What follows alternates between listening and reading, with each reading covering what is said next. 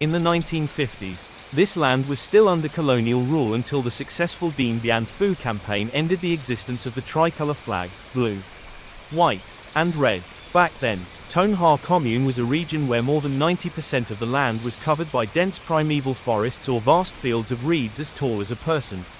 The deep, eerie silence of the mountains, the mystical wilderness filled with ancient mysteries, was not only derived from the landscape, it also stemmed from the legends passed down from the very first settlers who came to reclaim this land. That oral legend tells of an ancient time, centuries ago, when the first people arrived to cultivate the land. They found a desolate and barren landscape, only limestone mountains baking under the scorching sun, sparse and withering vegetation, and, apart from the towering reeds, an overwhelming sense of lifelessness, as if the land itself was wilting under the golden, deathly sunlight. But one day, from a cave in the mountains, a supreme deity emerged. Seeing the suffering of the people, he took pity on them. With a divine gesture, he transformed into a giant dragon, coiling his immense body for hundreds of miles before plunging into the valley. Torrential rains fell for days, sweeping away the oppressive heat and bringing life to the land. Trees flourished, wild animals reappeared, and human existence began to thrive. No one knows whether that legend is true, but the prosperity it spoke of seems to exist only in the tale itself. This semi-mountainous region had long been a battlefield where factions vied for control. In the past, it was a treacherous, isolated land, difficult to invade, with only a single pathway winding through the mountain pass leading into the commune. Because of this, it became a strategic location coveted by warlords, from feudal landowners and local chieftains to bandit clans. One ruler after another sought to claim dominance. After the era of feudal lords came the colonial forces. French legions arrived, building plantations, schools, and churches, establishing colonial rule, and turning this place into a strategic stronghold for controlling the entire semi-mountainous region through taxation and the opium trade. Opium never comes alone. Where there is opium, there are always gambling, prostitution, and firearms. The chaotic past, rife with vice and disorder, became the colonizers' most effective weapon and an ever-present concern for the fledgling revolutionary government.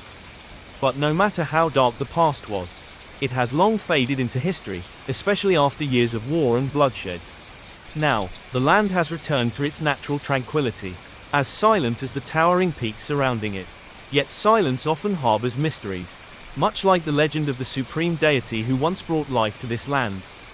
That same silence enveloped the People's Committee headquarters, where Huan, the party secretary of Ton Ha, was working. Huan hunched over, his time-worn eyes scanning the lined pages of a register book listing the names of local residents. Nearly all were familiar. This was a small community, surrounded by limestone mountains and sparse forests, where people clustered together in the valley, making it easy to recognize one another. Huan shook his head, the deep scar stretching from the corner of his eye, carving through his eyebrow, twitched slightly, furrowing his brow. He instinctively turned his gaze aside. His square jaw, accentuated by his gaunt face, made his high cheekbones and straight, narrow nose stand out, giving him an austere and ascetic appearance. He closed the register book, placed it in a drawer, and dragged his wooden leg across the floor as he stepped outside for a pipe of traditional tobacco. Ton Ha was a small commune with fewer than 200 households, where people lived off livestock farming and cultivating corn and sweet potatoes on the hillsides. Life here was harsh, arable land was limited, and most families were impoverished, struggling with inadequate living conditions and education. The poverty of the commune was etched into every aspect of daily life: the peeling, lime-coated walls of the People's Committee office, the crude wooden benches hand-carved by local craftsmen, the worn-out school notebooks made from yellowed paper, the statue of President Ho Chi Minh gifted by the district, and even the threadbare military coat draped over the party secretary's shoulders. Huan sat down under the eaves of the People's Committee office, rolling a pinch of tobacco in his fingers. He nodded in greeting to an elderly woman passing by, just as he was about to place the tobacco into his pipe. He paused. The old woman had stopped outside the office gate, seemingly hesitant to move on. Huan blinked his one good eye toward the entrance, then set his pipe down against a wooden post and stood up to greet her politely. "Grandmother Zoan, where are you headed?" Zoan, a nearly 70-year-old farmer who seemed well-spoken, bowed slightly and replied, "Ah, I wouldn't dare. Greetings, Mr. Secretary." "Oh, come now, don't call me that. It makes me upset." "Ah, yes, of course. There you go again with the formalities." Huan chuckled. "But why are you out in the midday sun?" Zoan let out a heavy sigh before responding. "I'm rounding up my buffalo, Mr. Secretary." Huan frowned, pulling her into the shade behind the office gate. "Where are your sons? Why are they making you do this? It's scorching out, you should be resting at home." The old woman heaved another weary sigh, shaking her head as she explained, "Oh, heavens. They don't care about the farm anymore. They've gone to listen to the preacher. They say that the more they listen, the more likely they'll be chosen for Ki Dai Nyan, to be blessed and protected by the supreme deity of the great forest." The scar by Huan's eye twitched again, making Zoan flinch, as if suddenly aware of his authority. Sensing her unease, Huan quickly turned away, rubbing his scar absent-mindedly while his wooden leg scraped slightly against the ground. He cleared his throat, forcing a smile. "That supreme deity again? When did your sons start following him?" "Just recently, but they seem so convinced. They keep saying that the Soviet Union has collapsed, that our big brother Russia has fallen, and that in 9 years, in the year 2000, the Russians will launch nuclear bombs to take revenge on America and the capitalist empires. The Russians will all perish. The Chinese will have no one to fear and will invade Vietnam again, killing all the men, abducting the women, cutting out children's tongues and ripping out their livers. The whole world will be at war. The apocalypse will come. If we don't prepare, the supreme deity won't shelter us in Ki Dai Nyan. Those left outside will perish, poisoned by nuclear radiation." Nuclear, grandmother, not hot NHAN, nuclear. Hot, hat, aren't they the same thing? Huan shook his head, forcing another smile, but he couldn't help letting out a sigh. He swallowed dryly, disturbed by the absurd yet deeply believed rumors that Zoan had just shared. Huan was already aware of the emergence of a new religious group in Tonghua Commune, known as Than Dai Nyan. They believed that Than Dai Nyan, the divine being who had emerged from a mountain cave and blessed this land with fertility and prosperity, had reincarnated into a man to bestow blessings and lead his followers to Ki Dai Nyan, a paradise on earth, a heavenly sanctuary. Huan looked tensely at Zoan and shook his head with a deep sigh.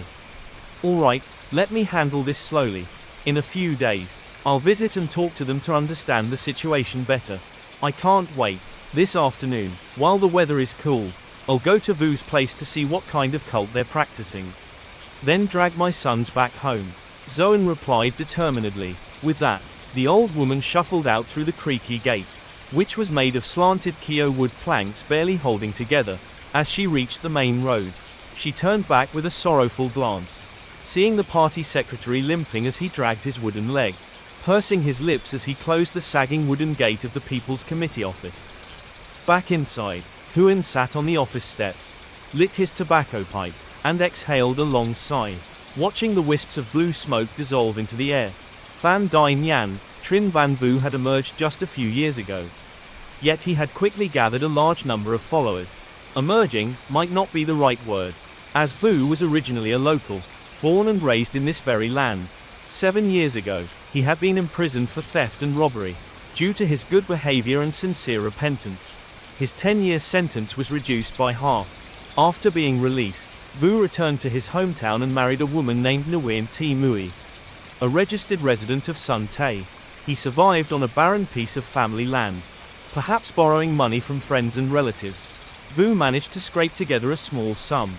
With permission from the commune, he hired workers to fence off the land with B40 wire mesh, dug fish ponds, and built pig pens. However, despite investing a significant amount of money, his efforts met disaster. After just a few months, his pigs fell ill one by one, succumbing to a foot and mouth disease outbreak. Strangely, while the rest of Tonghua remained unaffected, Vu's entire herd perished. Then, the misfortune spread to his fish. Overnight, both of his fish ponds turned into a mass of lifeless, floating bodies. No one would buy them. No one would take them for free. And even Vu himself dared not eat them. With a criminal past, financial ruin, and mounting debts, it took only a few days before Vu was seen staggering drunk at the forest's edge, cursing the heavens and the earth like a madman. Less than a week later, he was dead, found floating face down in his own fish pond. His wife, Mui, discovered his body when he failed to return home. When she found him, his face had turned pale, his lips ashen. Mui didn't call for help. She simply collapsed, sobbing, before carrying his lifeless body home for burial. This was where the bizarre events began. That day, Huan was also present to issue Vu's death certificate. Alongside him was Dai, a relative of the Trin family who worked at the commune clinic. Confirming the cause of death. After examining the body and checking for vital signs, Dai wiped his nose and sighed heavily. "Oh, my dear child, you're barely 35, and now you've left this world so soon." Hearing this, Mui let out a wailing sob before collapsing to the ground, prompting others to rush over, massaging her temples and tugging at her sideburns in an attempt to revive her. Huan sighed and signed the death certificate, preparing for the funeral proceedings. Vu had no close family, his parents had long passed away, leaving only Dai as his nearest relative. Dai took charge of organizing the funeral. At first, everything seemed normal, everyone played their part, and despite its simplicity, the ceremony was solemn and filled with emotion, especially when people saw tears rolling down Mui's darkened cheeks. Her trembling hands dipped a mourning cloth into a bowl of herbal water, gently wiping her husband's lifeless face. Vu remained rigid and cold, unaware of what was happening around him. When the time came to place him into the coffin, Dai nodded to a group of young men, who immediately pulled Mui away. Dai began the ritual. "Tu-lap, cui." The moment his voice rang out, the entire funeral gathering fell silent. Beneath the white mourning cloth covering Vu's face, a thick stream of black blood oozed out like tar, staining the fabric and dripping onto the ground. Relatives, neighbors, and even Dai himself turned pale, instinctively stepping back. Only Mui remained by her husband's side, crawling closer, lifting the cloth, and using her sleeve to wipe away the dark blood seeping from Vu's mouth. After a tense moment, Dai finally regained his composure and ordered, "Mui, get away from him, someone bring me another cloth." Quickly, a new, thicker mourning cloth was placed over Vu's face once the blood was cleaned. The funeral hall remained eerily quiet, with fearful eyes fixated on the corpse, as if they were witnessing something unnatural. Soft murmurs filled the air. Prayers whispered for the departed soul. People believed that Vu had died an unjust death, that an untimely demise had left his spirit filled with resentment. The young dead make strong ghosts. As the saying went, fear filled the room, faces turned pale, glances exchanged in terror. No one wanted to see a man who had been dead for an entire day suddenly spewing blood. Beside the altar, Mui continued sobbing, her voice blending with the cicada's ceaseless cries. Amid the uneasy silence, her words rang out with a chilling desperation. "Please, my lord, I beg you, why have you taken my husband away like this?" The cryptic plea sent shivers down the spines of those gathered. Which lord? Who was she talking to? Had she lost her mind? But Mui wasn't insane. Dai swallowed hard and ordered, "Mui, step aside so we can proceed with the burial. It's time." Sitting on the ground, she clung to the corpse, her tear-filled eyes pleading, "No, no, you can't take my husband away.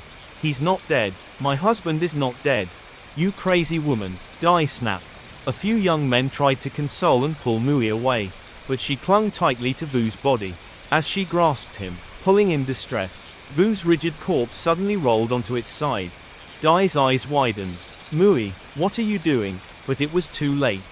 Vu's stiff body had tipped over, falling face first onto the earthen floor. A collective gasp filled the air. Some of the more faint-hearted mourners bolted out the door. Those who remained stood frozen in horror, staring at the corpse lying face down, as another stream of black liquid oozed from its mouth. Pooling on the floor, Mui clung to the body, wailing in hysteria. "Fan Dai Nyan has taken my husband.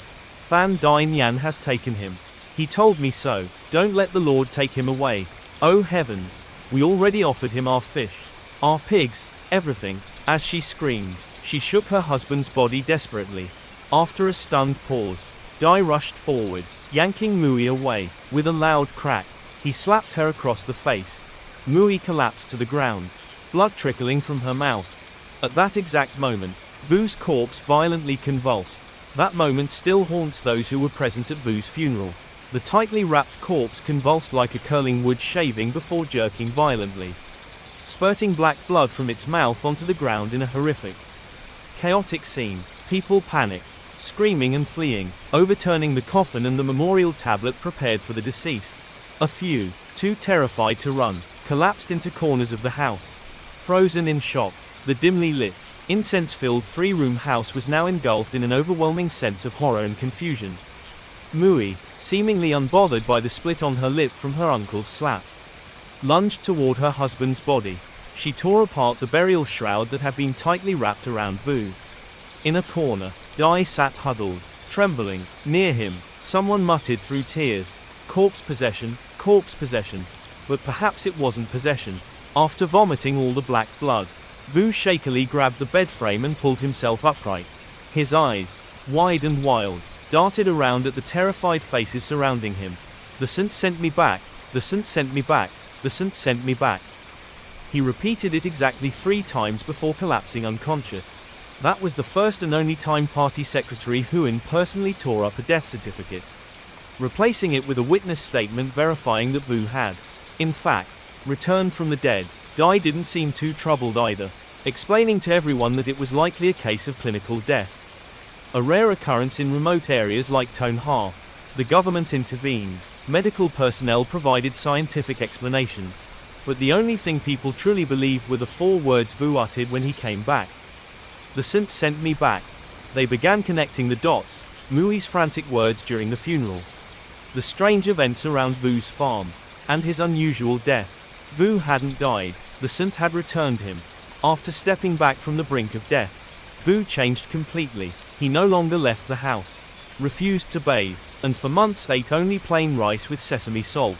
He locked himself in the storage shed behind his house, avoiding all contact, even with relatives. The only person he allowed near him was Mui, who brought him food daily. 3 months passed. The belief that the Saint had sent Vu back slowly faded from the villagers' minds, replaced by a more rational explanation, that he had suffered some form of mental breakdown, possibly psychological trauma. But then, just when everyone least expected it, Vu suddenly re-emerged. He was clean, dressed entirely in white, and began preaching strange doctrines under the village banyan tree, telling tales of Fan Dai Nyan, the divine being who had blessed this land. Vu claimed the Saint had whispered to him, had opened his divine eyes, allowing him to see the past and future. He even claimed to have the power to cure terminal illnesses. Some believed him, others were skeptical, but his reputation quickly grew. Through what he called divine revelations, Vu gathered a group of devoted disciples, convinced that the turn of the millennium, from 1999 to 2000, would mark the end of the world. Nuclear war would break out among the great powers. Humanity would be annihilated, and only those who followed the Saint's teachings would be spared the bloodshed and suffering. Huan had once thought that in this impoverished, desolate commune, people would care for nothing beyond their daily survival. But as someone responsible for ideological work, despite his military background, he had forgotten a crucial truth: poverty is the root of all calamities. Even before Trin Van Vu's so-called emergence, strange occurrences had already begun in Tonha. Cattle from several households inexplicably stopped eating, became lethargic, and refused to leave their pens, lying there as if afraid of the sun. Anxiety spread among the villagers. More disturbingly, rumors of a ghost at the village resurfaced. Tonha had an ancient well, its origins unknown, but it was the lifeline of the village. Its water was always clear, never ran dry, and remained cool in both summer and winter. The well's mouth was about 20 meters wide, its depth unknown. Some claimed they had tried lowering long bamboo poles into it, but none ever reached the bottom. Villagers believed the well was connected to an underground water vein, but in 1975, a survey team visited and declared it was actually a dormant volcanic crater. Its ancient lava flows had long solidified into water channels, gradually filling the crater. Under normal circumstances, the well should not have been cause for concern, but over a decade ago, an unmarried pregnant woman had drowned herself in it. Ever since, people whispered that the well had become haunted. Night fishermen and early morning peddlers claimed to hear mournful weeping near the well, or even see a shadowy figure standing there, washing its hair. They believed it was the ghost of the woman who had taken her own life. The rumors had once spread wildly, but when the authorities investigated, there was no evidence of anything supernatural. Yet now, as livestock and poultry mysteriously fell ill, people began connecting the strange sickness to the old ghost stories. The villagers' fears weren't entirely irrational. Strange occurrences had been happening near the well. The first involved Han, a retired soldier who now worked in family planning, going door to door encouraging villagers to limit their families to 2 children. That night, like every other week, Han rode his bicycle around the commune, handing out free raincoats to villagers. Tired from his rounds, he stopped by the well to wash his face. The highland air was always stifling, even at night, and the sweat drenched his body after just one trip around the village. Rolling up his pants, he left his sandals by the well's edge and stepped into the water to scoop someone up. But before he could touch the surface, he froze. Across the well, he heard splashing, and the giggle of a woman. Startled, he looked up, and immediately went rigid with terror. Before him stood a girl, naked, draped only in a thin, wet white cloth clinging to her skin, under the eerie blue moonlight. Instead of feeling seduced, Han felt a chill crawl up his spine. Trying to steady himself, he looked away and shouted, "Who's there? Whose daughter are you, standing there naked? Put on some clothes. What kind of disgrace is this?" But instead of a meek response, he heard a voice, half male, half female, cackling, On Han, come down here, come bathe with me, it's so cold down here, On Han. Han could only see the figure from the neck down. Long, wet hair covered its face, but its pale, porcelain-like chest peeked through the soaked fabric, creating a haunting, hypnotic sight. Han stood frozen, then, as if in a trance, he stepped forward, toward the water. Suddenly, his foot slipped. He plunged headfirst into the freezing well. He should have drowned, but somehow, miraculously, he surfaced again, gasping for air, abandoning his sandals at the well's edge. He stumbled onto his bicycle and pedaled home as fast as he could. The story of Han almost drowning after being lured by a ghost spread like wildfire. But before the panic could settle, another eerie incident happened, just 1 week later. This time, the victim was a young man from the village. Hung and Hoang were both soldiers on leave after their military service. They had returned to the village just in time to hear people buzzing about the naked ghost woman at the well. As young men and soldiers who feared neither heaven nor earth, Hung and Hoang decided they would go see this ghost for themselves. That evening, after dinner, the two bought a bottle of liquor and a few mangoes, drinking and snacking until about 10 at night before staggering back to the village. Hung carried a stick, while Hoang had a rope, both prepared to fight and capture the ghost. They sat by a tree near the well, waiting to see if the ghost would appear. But as the night deepened, the mist thickened, and the mosquitoes grew unbearable, the two became restless and decided to head home. Before leaving, Hung told Hoang to wait while he relieved himself by the well. Hoang stood by the road while Hung walked up to the well, undid his trousers, and began urinating. But before he could finish, a piercing scream rang out.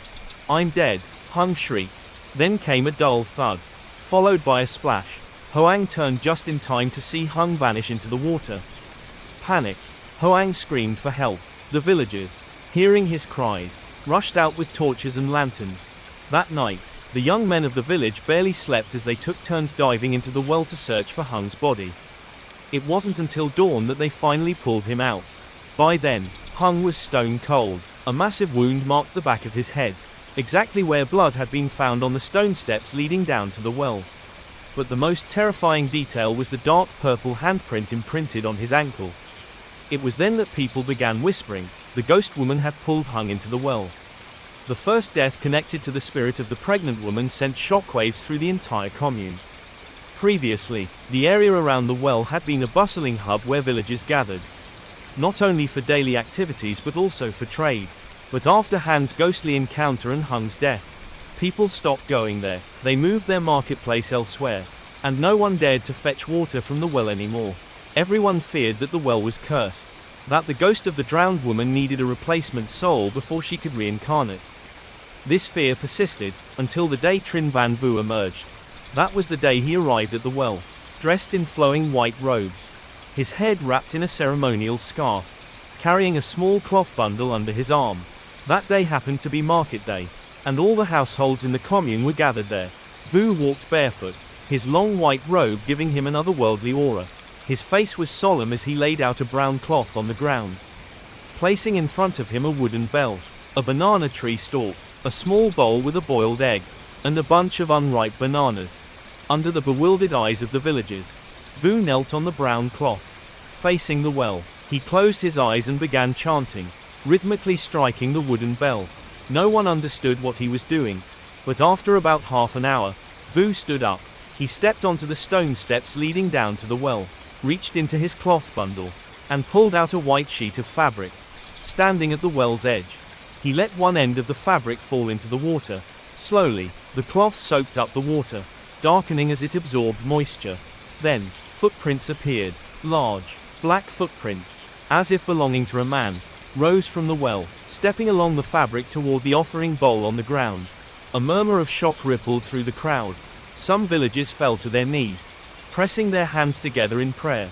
Others simply stared, mouths agape, unable to believe what they were witnessing. Then, suddenly, the incense sticks embedded in the banana stalk burst into flames, a bright, intense fire that burned fiercely for a moment before extinguishing completely. A wave of terror swept through the crowd. More people began kneeling, whispering fervent prayers. Among them, someone remembered the words Vu had uttered when he returned from the dead.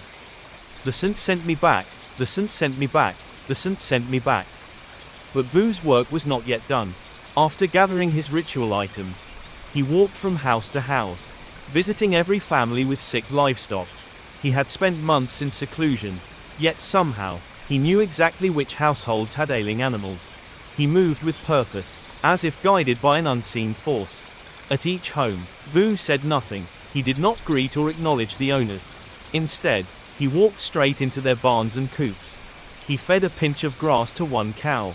He sprinkled a handful of feed for another. He scattered some of the household's own rice grains among the chickens. And that was it. Yet, the effect was immediate. Animals that had not eaten in weeks suddenly surged forward, devouring the food. Cows and goats chewed ravenously. Chickens pecked eagerly. It was as if Vu's hands carried divine power. He could bring the dying back to life. And all throughout the commune, as he went from house to house, Vu never spoke. If he did, it was only a single phrase. The saint sent me back. From that day forward, his name spread like wildfire. It has been over 2 years now, yet the followers of Vu grow ever more numerous with each passing day. Looking back at the immense changes sweeping through the region, Huan feels an unease that gnaws at him, growing darker still when, just recently, a major newspaper from Hanoi, representing some shadowy media organization, journeyed all the way up to Tonha to produce a feature on Trinh Van Vu, the self-proclaimed high priest of the so-called Dai Nhan holy sect. Huan slumps into the chair at his desk. The rickety seat creaks and groans, its protests blending with the wooden leg of Huan himself, as if both are whispering a warning to the current secretary about the instability festering in this region, nay, in an entire vast and desolate wilderness already teeming with rot. Like the commune of Tonha, he flips open the newspaper, and there, glaring from the very first pages, is a photograph of the Dai Nhan high priest, Trinh Van Vu. Gone is the ragged, patched-up figure of old, the tattered sleeves and torn hems of a beggar's life. Now, Vu sits enshrined in dignity, draped in a flowing white tunic of Chinese silk, matched by white trousers and simple rubber sandals. His beard stretches long, framing a serene pose beside a small table adorned with a tea set and a carved statue. The statue depicts a man, cross-legged, long-bearded, eyes shut in meditation, a supposed effigy of the Dai Nhan saint, sculpted by some artist who took Vu himself as the muse. Vu rests an elbow on the table, fingers cradling his broad forehead, his gaze piercing straight into the camera lens, eyes ablaze, feverish, like those of a man gripped by malaria's delirium. Beneath the image, a caption scrawled by the newspaper reads, "Holy Saint of Dai Nhan, self-proclaimed, Trinh Van Vu." And beside it sprawls an interview, the text crammed across the page in dense, suffocating lines. Huan doesn't bother reading it, he knows it practically by heart. The first line is a polite greeting from the reporter, followed by an opening spiel that feels like a public voter introduction at some grand assembly of the people's councils. "Could you tell us more about your religion?" That's the next question from the reporter, met with a description of Trinh Van Vu's demeanor, noted in parentheses as if to seize the reader's attention. Courteous, refined, and peaceful. Those two words, peaceful, send a shiver crawling up Huan's spine. Peaceful always trails in the wake of forces seeking to expand their influence. Cloaked in the guise of this or that organization, pressing their weight against the government with veiled intent. Then comes Vu's response. Whether the reporter embellished it or not, the reply drips with an almost unsettling politeness. Dear sir, to call what I pursue a religion might be a touch extravagant. We are merely people chasing a form of spiritual belief. Nothing more, the reporter presses. So, the Dai Yan saint isn't a religion.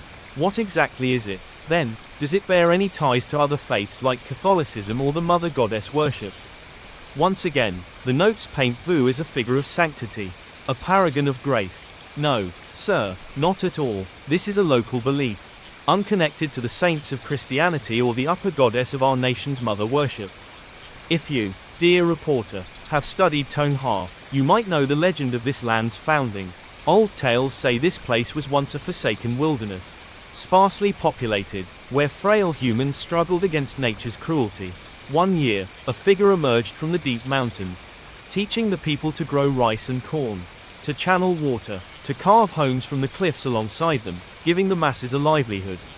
From that came endless fields, thriving livestock, and a happy, prosperous life for all. When peace and plenty were secured, that figure retreated into the mountains, never to return. In awe, the people revered him as a saint born of the great wilderness. Thus named the Dai Yan saint. Yes, sir, in scale and scope, he's perhaps akin to a village guardian spirit down in the lowlands. But without his deeds, the folk for 100 miles around would never know the fullness and joy they have today. That's why we honor him so fiercely, trusting in his guidance, praying for his sheltering hand. The reporter, I see, I've looked into this legend, and it's certainly compelling, but by your own words, you yourself are not the Dai Yan saint. No, sir, not at all, though I revere him deeply. I'm but a mortal man, graced by chance with the saint's whispered enlightenment. I'd never dare claim equality with him, let alone divinity. The title of Dai Yan saint is just a fond nickname from the followers of our sect. Nothing more. Think of me, perhaps, as his official spokesman. He laughs. And in the time ahead, what specific plans does your sect have? Well, dear reporter, in the days to come, most of our sect will continue to practice according to the saint's sacred rule, devoting ourselves to labor, strengthening our holy community, while also building our economy. First, to secure the lives of our followers. Second, to gain the stature and means to aid the world and save others. As you know, Tonghua is a place of great hardship, so our sect seeks to lift up the downtrodden, the children, and the families still trapped in poverty. One more question. Your sect hasn't yet been granted state approval to operate. What are your thoughts on this? Yes, sir, that's quite true, but it's precisely why we're all the more determined to align our path with the party and the state's policies. Every single follower, 100%, has stable work. We actively organize charity in line with official directives, living good lives, honoring the law. On that foundation, our followers hope the party and state might one day consider granting us the conditions to operate. Thank you for this talk today. Goodbye, and may you and the Dai Yan sect grow ever stronger. That's the full interview, etched into Huan's memory like a haunting refrain. 90% of the article is pure propaganda for Trinh Van Vu. The reporter conveniently sidesteps any mention of the troubles, the rumors swirling around this sect throughout its existence. The entire piece is little more than an advertisement, polishing Vu's image into that of a saintly, noble high priest, never once hinting at the murky shadows of Trinh Van Vu's past. Thinking of Trinh Van Vu, Huan grows restless, unable to sit still. The sun blazes like a furnace outside, peering out at the empty courtyard of the commune office on this desolate weekend afternoon. He lets out a faint sigh. Dragging his wooden leg, he hobbles to the porch for a hit of tobacco. In the yard's corner, a rusty bicycle with a broken chain stands abandoned, lonely. Like Huan himself, its temporary owner, a young clerk and agroforestry graduate who'd come to the commune just months ago, had quit to join the ranks of the Dai Yan sect's faithful. The young clerk, a graduate of Nong Neep 3 University, couldn't find work in the city, yet somehow, through connections no one quite understood, Bao landed a job here. This mountainous commune, aside from terraced rice paddies and sickly cornfields, offered little foundation for growing crops or raising livestock. So, after a short stint, Bao shifted to clerical work while also trekking out to survey the terrain, hunting for a spot suitable to cultivate some crop that might thrive in this forsaken place. But the clerical gig didn't suit Bao. His hulking frame, all muscle and girth, seemed tortured, stuffed behind a tiny desk on a creaking wooden chair that groaned under his weight, a pitiful sight. A man wrestling with misery in every restless shift. Bao talked a lot, sometimes too much, enough to grate on people's nerves. But he had a cheerful streak, a gift for gab. On his first day here, he brought heaps of candies, lowland tea, and treats for everyone. From then on, he was a fixture at every gathering, funerals, weddings, even wakes. As a clerk, he was rarely at the commune office, always claiming he was out on field surveys. Yet more than once, Huan had caught him slouched at villagers' homes, slugging down rice wine with a sloppy grin. Maybe it was that love of revelry that left Bao vulnerable and ripe for the picking by the Dine Yan sect's devotees. In the end, he became one of them. Huan felt a deep pang of sorrow. He'd grown fond of the young clerk. One day, crossing paths with Bao on the road, Huan froze, staring at him as if he'd seen a ghost. Grabbing Bao by the shoulders, Huan gasped, "Good Lord, what's happened to you? Bao, you look like a hollowed-out husk. What kind of practice does this to a man?" Bao shrugged off Huan's grip. His eyes flared wild, bloodshot and bulging. Then he staggered off like a soulless shell. Huan stood there, dumbstruck, watching the lanky silhouette shuffle away, face gaunt and grey-green, eyes dark as the abyss, lips jutting out like some congenital overbite. Seeing Bao now, Huan couldn't believe this was the same man who'd once strained against that tiny desk. Shirt stretched tight over rippling arm muscles.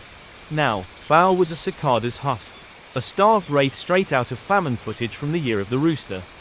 The memory of Bao lodged in Huan's throat like a stone. The bitter tobacco smoke scorched his lungs, choking him into a coughing fit. His wooden leg trembled violently, clattering against the floor in frantic thuds.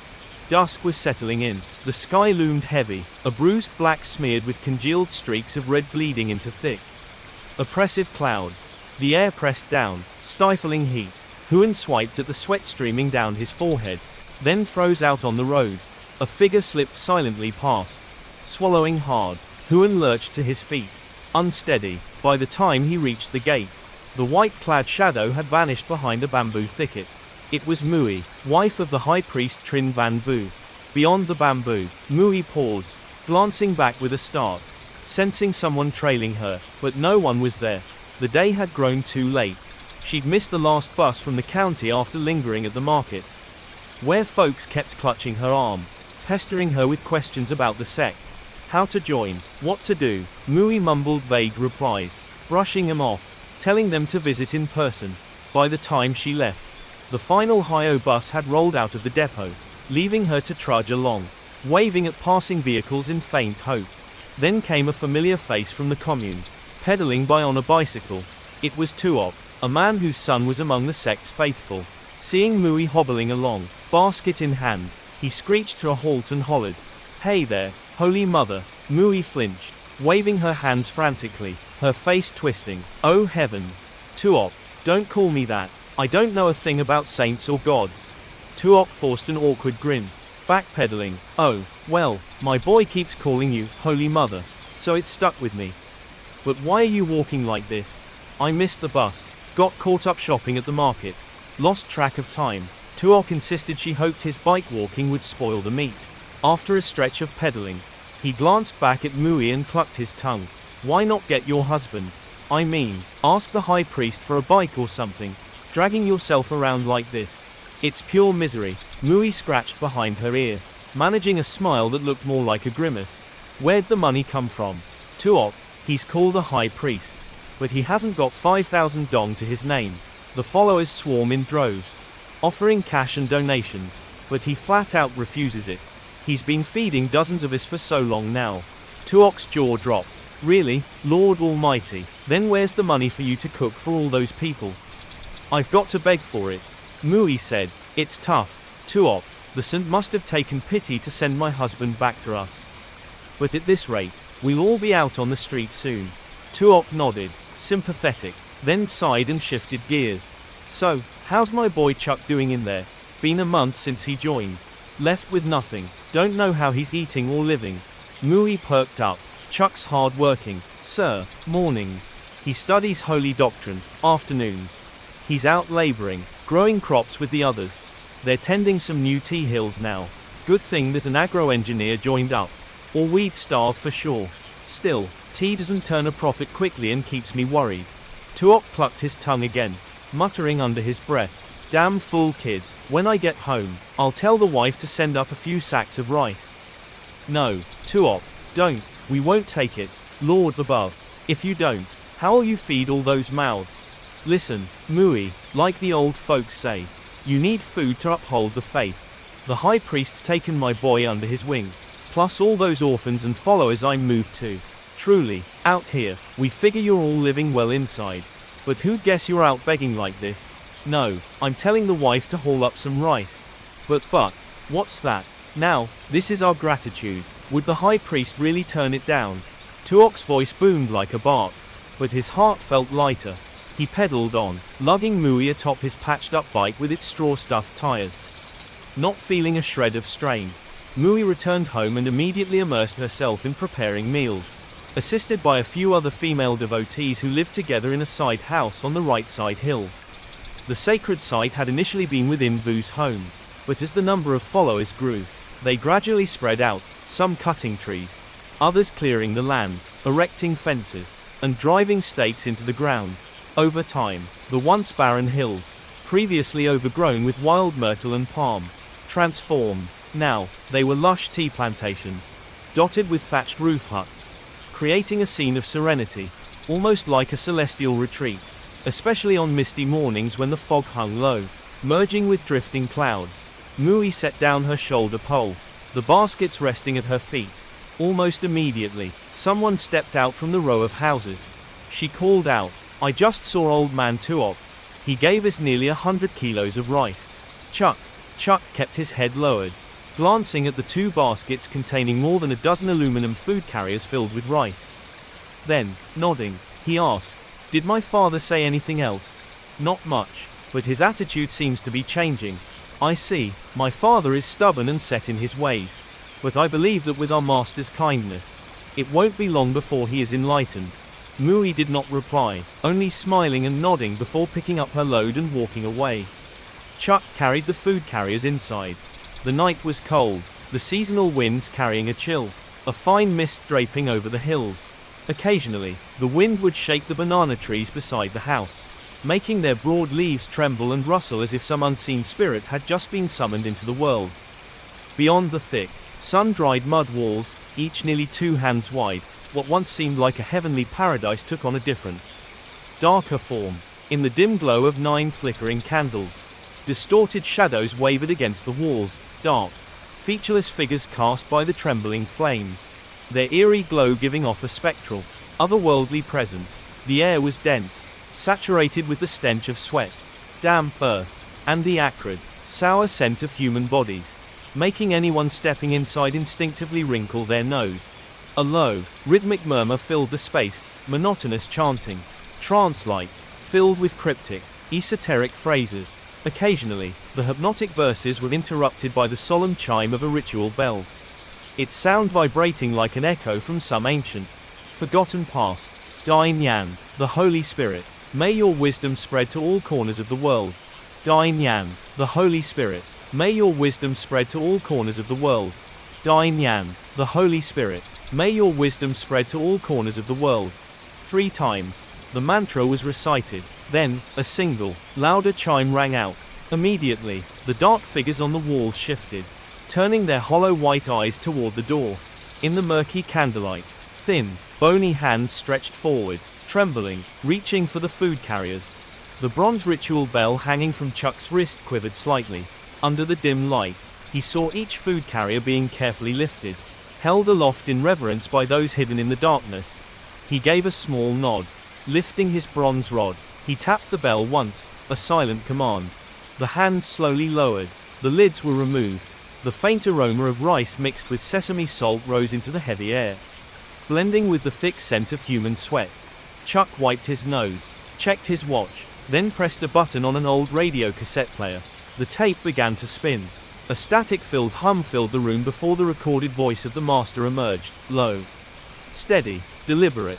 The recording played in a rhythmic, almost hypnotic cadence, sometimes quickening, sometimes slowing, yet always creeping into the minds of those gathered, pressing into their consciousness as they chewed their dry, grainy rice in the dark. The first trials.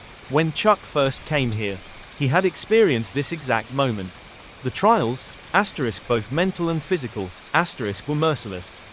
Designed to strip initiates of their former selves. Many, drawn by mere curiosity, had fled before the first day was over. 23.5 hours of uninterrupted scripture recitation for 7 days. Those who lasted 3 days were granted their first meal, a small portion of plain rice with sesame salt. After days of fasting, that single bite was divine. Chuck would never forget the flood of saliva in his mouth, the raw desperation as he devoured a rice ball no larger than a fist. They had all been the same, dozens of them, frail and trembling, clinging to that single morsel as though it were salvation itself. And once they had received the blessing of the saint, they were ready for the deeper trials. The figures huddled in this room now were new initiates, enduring their own purification, rituals meant to cleanse them of their past selves, to break them down before they could be reborn. They stripped away all clothing, all defenses, returning to the raw, naked form of an unborn child in the womb. Their bodies were painted black with sacred ink, a symbolic shroud, a protection, a rebirth. For 15 days, they would remain in darkness. 15 days of fasting, of recitation, of the Master's voice burrowing into their minds. 15 days of self-examination, of reliving past mistakes, of detaching from worldly pain. Chuck would never forget those 15 days. The unrelenting hunger, gnawing at his insides, burrowing into his muscles, creeping into his bones. The taste of rice in the darkness, salty, bitter, dry, yet impossible to resist. The ceaseless whisper of the Master. Do not let hunger consume you. Do not let your flesh dictate your will. The words coiled in his mind like vines, numbing the pain, dulling the senses, pulling him into something deeper. In the endless blackness, they lost their individual selves. Their limbs brushed against one another, their bodies pressed together in the confined space. Yet they did not think of flesh, or touch, or hunger, only purification, the desperate need to be cleansed, to be rid of the filth of their past lives, to erase their shame before stepping into the light, reborn. The rebirth. Chuck remembered it vividly. He had trembled as he took his first steps out of the darkened chamber. The sunlight struck his face like a blade. His eyes, accustomed to shadows, blinded by its brilliance. In the golden glow stood a figure. The Master, his savior, his divine guide. The Master's hand reached out, touching Chuck's sweat-drenched forehead. And in that moment, Chuck broke. He collapsed at the Master's feet, sobbing like a child. And then, one by one, the others followed. Tears streamed down their faces. Their choked sobs filled the air. Their voices, wailing, trembling, unrestrained. The day of their rebirth had come. They took Chuck by the hand and led him to the lake nestled in the valley below. He recognized this place. It was once the fish pond that the Master had used before receiving divine grace. Only now did Chuck realize that it was the saint of Daiyan who had caused the filthy livestock in the Master's home to suddenly drop dead. Their deaths had been a cleansing, a sanctification of this sacred ground. Chuck stepped forward, dipping one foot into the lake. The water was ice cold, despite the sun shining brightly overhead. As the water crept up his body, the black ink covering his skin began to dissolve. In an instant, the deep, oil-slick darkness vanished, revealing pale, cleansed flesh beneath, pure, as if it had been washed free of all worldly filth. Overwhelmed, Chuck wept loudly, tears of joy streaming down his face, perhaps even greater than those shed the day he was born. Within moments, the ink was completely gone, and his eyes, now accustomed to the daylight, took in the sight before him. The figure of the Divine Master no longer seemed distant or untouchable. He was now familiar, kind, almost paternal. Chuck stepped onto a narrow bridge made of tightly bound bamboo slats. The Master stood at the center of the bridge, smiling gently as he nodded at Chuck. Beside him lay a woven tray. On it sat a bowl, a bottle of liquor, and a knife. Chuck hesitated, unsure of what to do, when suddenly, the master picked up the knife and, without flinching, sliced a deep line across the center of his palm. Chuck shuddered. The master's blood, a deep crimson, dripped into the open mouth of the glass bottle, swirling into the clear liquor. Slowly, it spread like blooming clouds of fire, darkening the liquid until the entire bottle turned red. Only then did the master stop. Setting the knife back onto the tray, he reached into his robe and retrieved a handkerchief, calmly dabbing at the wound. Then, without a word, he slipped the cloth back into his pocket. Chuck stared in disbelief. The gash in the master's palm was gone. His calloused hand, as firm and steady as ever, lifted the bottle and poured its contents into the bowl before offering it to Chuck. "Drink." Chuck, trembling, took the bowl with both hands and, without hesitation, closed his eyes and drank it dry. The liquor burned his throat. The iron tang of blood churned in his stomach, threatening to rise. But then, his body felt light. His head grew feverish, beads of sweat mixing with the tears still clinging to his cheeks. The master's voice rang out, gentle yet commanding. "From this day forward, you are a child of the Saint of Dai Nyan. Under his grace, you will be protected, guided, and uplifted. He has led you from the darkness into the light, so you may discern right from wrong, friend from foe. Drinking this cup, you have merged your blood with the blood of the divine. Part of you now belongs to the sacred realm. This is the wine of grace. This is the wine of salvation. From now on, you will live a life of eternal bliss under his divine embrace." Chuck fell to his knees, bowing his head as the master's hand pressed firmly upon him. And then, one by one, the others stepped forward, each receiving the divine blessing of Dai Nyan. A chosen one. Even now, when Chuck recalled those days, he could still feel his heart race with the same fervor. Perhaps that was why, out of hundreds of devotees, only a select few, Chuck included, had earned the master's utmost trust. Only a few had been chosen to serve as the three sacred officials, each entrusted with dominion over one of the three realms. The three realms of heaven, earth, and man. Chuck was given command over the realm of man. The other two, Bao and Long, were tasked with overseeing the earthly and celestial realms. Respectively, Chuck gathered the emptied food carriers and stepped outside, closing the heavy wooden doors behind him. Inside, the new initiates remained, wavering in the dim candlelight, their weakened bodies swaying as they absorbed the master's teachings, spoken through the old, crackling cassette player, carrying the stack of containers. Chuck made his way toward the women's quarters before returning to the central hill, where the master resided, a place not only for rest but also for delivering sermons on the holiest of days. As he approached, two of the sacred officials were already waiting in the main hall, seated upon three grand wooden chairs behind a curtain of woven bamboo. Chuck nodded in greeting to Bao and Long. They acknowledged him with a silent nod in return, an ingrained habit among the faithful. As they awaited the master's arrival, Chuck occasionally glanced toward Long's crippled leg. A miracle. Years ago, in a prison labor camp, Long had suffered a catastrophic injury while working in the stone quarries. The accident had left half his body paralyzed, from the waist down. He could no longer move. For years, Long's life was tethered to a wheelchair. In prison, he had been nothing more than a dying man, waiting for the end, relying on fellow inmates to care for him. But his condition was irreversible, and the prison authorities, deeming his case hopeless, had granted him early release. Upon returning home, Long and his family desperately sought a cure. Acupuncture, pressure therapy, Eastern medicine, Western medicine, herbal treatments, nothing worked. Long endured relentless agony, his back raw and festering from constant treatment, his stomach ulcer from the endless bitter tonics. Then came the day when all hope was lost. The day Long's family gave up was the day they brought him to the master. Upon seeing him, the master simply smiled.